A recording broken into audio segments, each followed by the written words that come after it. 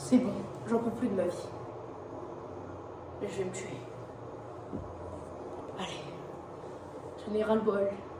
J'ai plus rien, plus de vie, plus rien. Je sais plus quoi faire, plus de proches. Allez, je le fais. Ah! Non, c'est bon. Vaut mieux que j'arrête. Et que j'arrête d'y penser. Et que j'aille me coucher. C'est le mieux que je puisse faire. Allez, je rentre. Ah, et une journée de plus en tant que SDF. Et pour comprendre comment j'y suis arrivée là, vaut mieux regarder avant.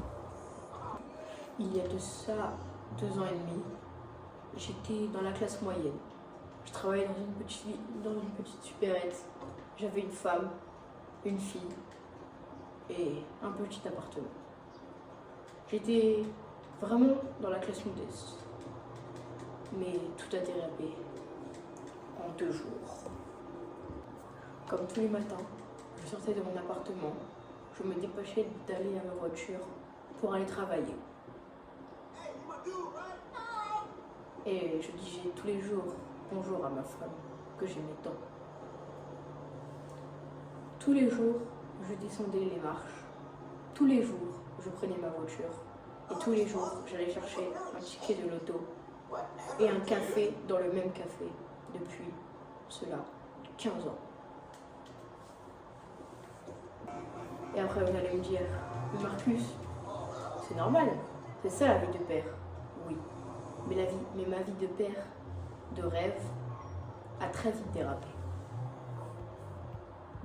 Tous les jours, j'allais dans la même supérette pour aller chercher mon café et mon ticket de loto.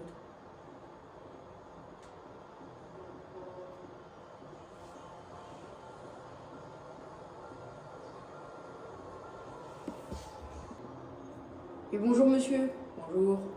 Je vais vous prendre un ticket de loto et un café comme tous les jours. Ok, ça vous fera 3,50 €. Tenez. Merci beaucoup, bonne journée, au revoir. Merci, vous aussi. Ah, un bon café de bon matin, ça va faire du bien. Allez, je fonce au travail. Ah, enfin ma pause du midi. Je vais enfin pouvoir rentrer chez moi et pouvoir manger. Et enfin pouvoir gratter mon ticket de loto, même si ça va être perdant comme tous les jours. Allez, je rentre.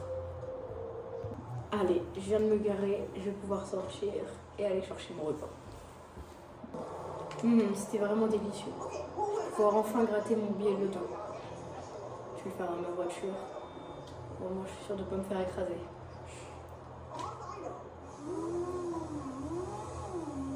Alors, voyons voir, je le gratte.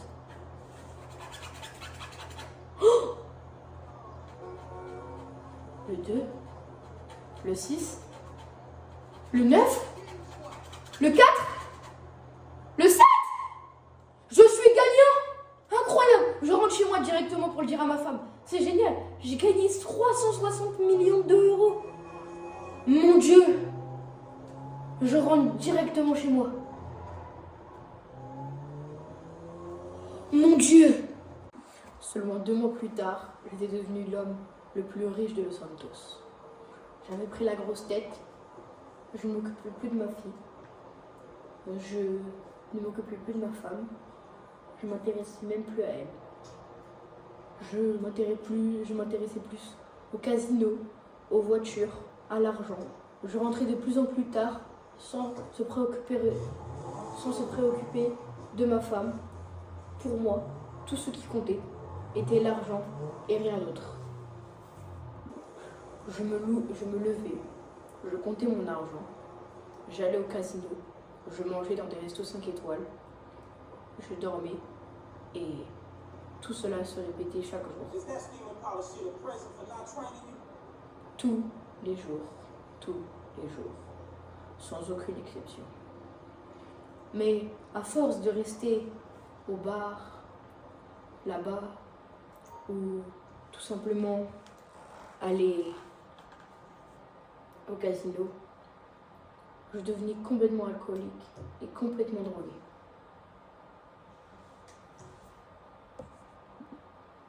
Je pensais beaucoup moins à mes proches, dont je ne me procurais plus du tout. Il m'arrivait même parfois de faire des siestes la journée pour avoir assez d'énergie pour rester au casino. Ma vie n'était plus en son intérêt. Tout ce qui comptait pour moi était l'argent, l'argent et l'argent. Sauf qu'un jour, j'ai réalisé que ma femme ne revenait plus à la maison. Cela faisait déjà 1 mois. Mais tellement je n'en avais rien à foutre d'elle.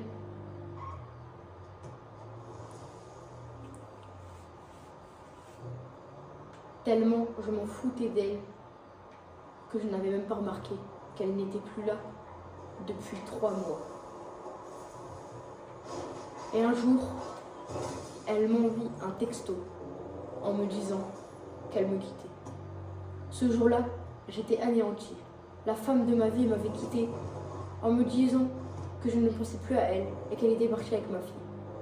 Qu'elle avait trouvé un nouveau mari et qu'elle était beaucoup plus heureuse. Ce jour-là, j'ai compris. J'ai compris que la vie ne se résout pas à l'argent.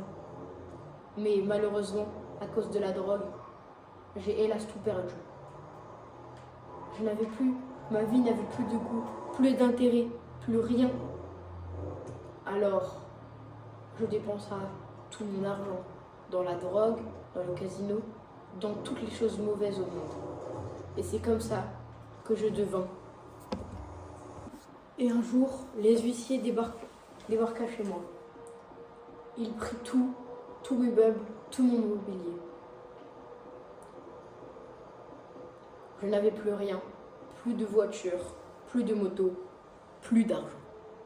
Et c'est comme ça que j'ai fini par vivre comme ça. C'était la pire vie qu'on puisse imaginer. La seule personne que j'aimais bien, c'était Manu. Un Manu. J'adorais Manu. Mais un jour, je me dis que ma vie était trop désespérante.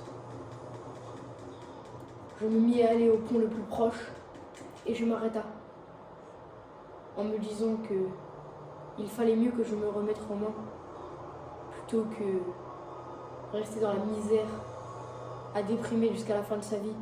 Après tout, une vie, on n'en a qu'une. Il faut en profiter au maximum. Alors je me mis à postuler dans toutes les entreprises. Dans les entreprises de taxi, des entreprises de bus, toutes sortes d'entreprises. En espérant qu'ils me répondent un jour. Et je finis par être embauchée en tant que taxi. Je ne gagnais pas beaucoup, mais ça faisait déjà le taf. Je travaillais, je me levais le matin, je travaillais, en pouvant espérer un jour pouvoir acheter ma première voiture.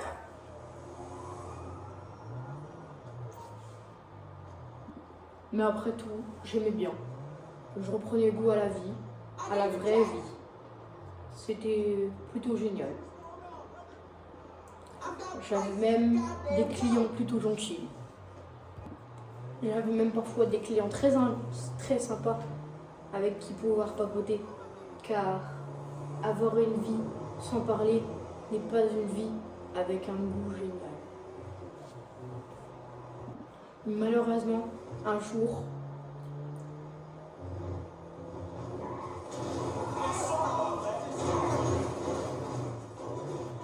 je commençais à un peu déraper. Je m'ennuyais beaucoup.